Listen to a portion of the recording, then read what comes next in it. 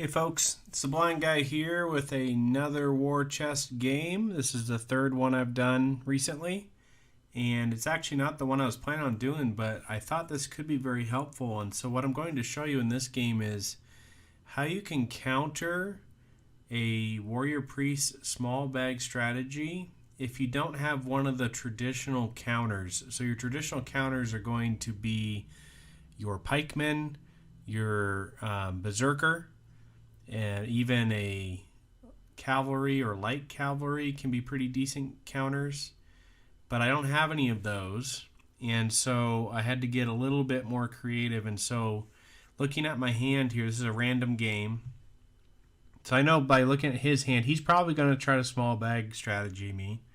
This is a decent player, Exterminator. He's a good player. And in my hand, I don't have really anything that can counter that besides my knight. And so I chose to use the knight here as a counter, and I'll show you how I did it. So my goal here is to get onto the board, figure out which side he's bringing his warrior priest on, which is usually this side over here. And then I want to get my bag thinned out enough that I can guarantee that I'll always draw a knight. And so that's my goal here, and I'll show you how I do it. So start bringing things out. He brings out the warrior priest. No surprise there. He's on the same side as expecting. He brings out a scout, so he'll probably cap that base, use his scout to go here. If I was in his position, I would have put the scout on this base and brought the warrior priest up this side. But no, there's not really a wrong way to do it. I just prefer to put the scout here because then he can just sit there and protect that spot, because I think this spot's naturally protected on its own. He brings down the scout, no surprise. I'm going to bring up my knight. He's not in any danger now because nobody's bolstered.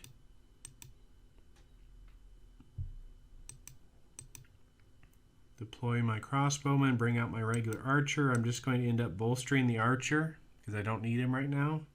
Because remember, I want to thin out my bag enough that I'm guaranteed to draw a knight.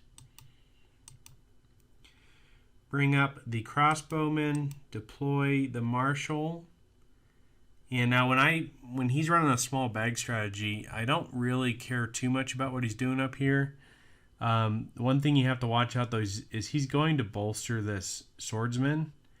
And then what a lot of guys will do is they'll run the small bag strategy until it kind of pitters out down here, and then they'll just recruit a swordsman, bring the swordsman on here and cap it for the win.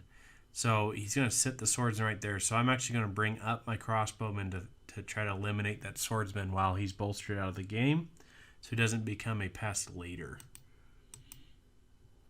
Bring up the knight. He's still safe. Cap with the knight. Okay, so here's the turn. I know now that my bag is thin enough that I'm guaranteed to draw a knight. So I have 1, 2, 3 knights. And there's 3 other tokens that are not knights. So and I'm going to end up bolstering out the marshal, and that would then guarantee it. So I'm drawing 3 out of 5 tokens, and 3 of them are knights, so I'll definitely get one. So I bolster the marshal, and now I'm where I want to be. His warrior priest is 1 away from me, so that's good.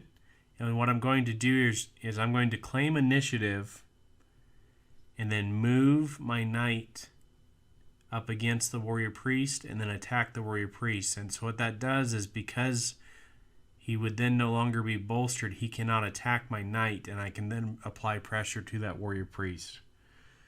So let's see how it goes here. Now I don't know what he has here, but I see 1, 2, 3, 4 warrior priests, so I know he doesn't have another one, because what would be bad is if I flip initiative and then he moves back. But I know he can't do that because I see all 4 of his warrior priests, so I'm in a good position here.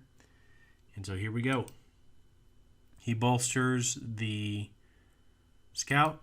I flip initiative. He gets a new hand. I then move up against him. I get first turn now. I attack his warrior priest. So now he cannot attack me. He controls the base, draws another warrior priest because he has a small bag strategy going. And here's where he's in an interesting spot, because if he bolsters with that extra warrior priest he just drew, I'll attack him again. If he moves here with it, I'll attack him again. And so what he does, I think he makes the right move, but he's kind of in trouble either way, is he moves back. But what I've done here is I haven't completely eliminated the warrior priest, but now he's less of a threat because he's got to stay back here. And so here we go. We'll see what I do. I use the crossbowman to eliminate one of the swordsmen. I don't want to get too close up here. I don't want to move here, so I move over here knowing... Oops, I hit play. Hang on. I don't want to get too close to him. So I move over here knowing that I see 3 scouts here. 1, 2, 3. So I know that the scout cannot attack me right now, but I don't want him to bring it into the game and start causing problems. So I'm going to move over there. Attack the scout. He controls with the scout. I then pass. I'm waiting just to see. I don't want to move up here yet because he's bolstered now. And right here, this is where I have to be careful. So he just claimed initiative. So if I didn't move, he would move on to here and then have the next attack on me and destroy my knight. And I'd probably lose the game. So what I do is I move back. So I'm still applying pressure on the scout, but he cannot get close to me with that flipped initiative. Pardon me that my dog's in here. He then bolsters the scout. I knock the scout back down. He bolsters again. He doesn't. I know I see a scout here. I've killed 2 and he's got 2 on the board, so I know the scout is not going to attack me now. So I eliminate the swordsman using the crossbowman. Use the last turn there to knock a scout down again because I saw him recruit one. He brings it back up, so the scout's out of the game, so I'm not worried about that right now. Bolster my crossbowman. I was getting a little worried only having 1 out there and not having him bolstered. So I bolster that. He moves down with the warrior priest. I eliminate a scout. He moves down with the footman. I eliminate the last scout. So scouts are gone. I move up onto here because I'm safe. He's moving this way. And then here's a tough decision. If I get into a battle with this warrior priest, I'll probably end up losing. And I thought about going down here and then getting a shot at him. But I'm thinking because he gave me initiative, if I take this base and take this base, I've only got to flip it 1 time to get 1 more base. And by then he probably can't move fast enough. So sometimes it's important to realize that you don't have to fight. You can just back out of somewhere and grab another base. And so that's what I do here.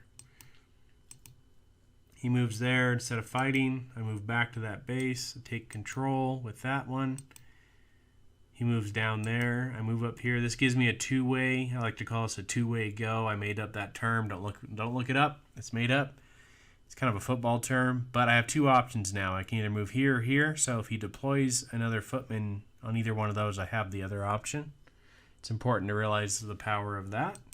He controls. That draws another footman. I'm okay though, because I know that I can hop onto there, take control. I lose a crossbowman, but I take control, and now I can flip initiative. I flipped initiative, now I can take control. And now I get first turn, next turn, take control with the crossbowman, and win the game.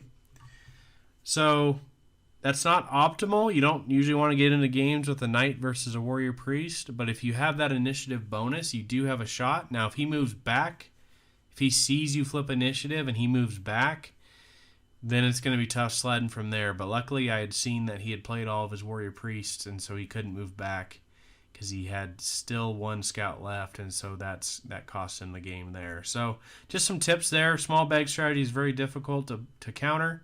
But about half the units, almost half, maybe a third of the units can actually counter it fairly well. So hopefully you end up with 1 of them, and then you can develop yourself a strategy to stop it. All right, that's what I've got for today. I'll see you guys in the next video. Laters on the Minjay. Laters on the Minjay.